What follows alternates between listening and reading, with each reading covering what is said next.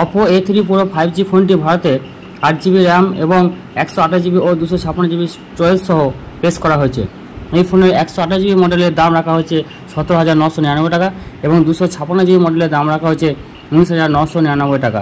এই ফোনটি দুটি কালারে পাওয়া যাচ্ছে, মুনলাইট পার্পল এবং স্টাডি ব্ল্যাক। এছাড়া এই ফোনটার মধ্যে আর কী কী ফিচার্স আছে সেগুলো আমরা আলোচনা করব। প্রথমেই বলি এর যে ডিসপ্লেটা সেটা 6.67 ইঞ্চি হোল ডিসপ্লে দেওয়া হয়েছে, যেটা 120 Hz রিফ্রেশ রেট এবং 1000 নিটস দেওয়া হয়েছে। প্রসেসর এর মধ্যে 2.4 GHz যে মিডিয়াটেকের ডায়মেনসিটি 6300 প্রসেসর দেওয়া হয়েছে। ক্যামেরার মধ্যে দেওয়া হয়েছে 50 মেগাপিক্সেল ক্যামেরা এবং ফ্রন্টে দেওয়া হয়েছে 8 megapixel camera. Battery super fast charging সহ 5100 ব্যাটারি দেওয়া হয়েছে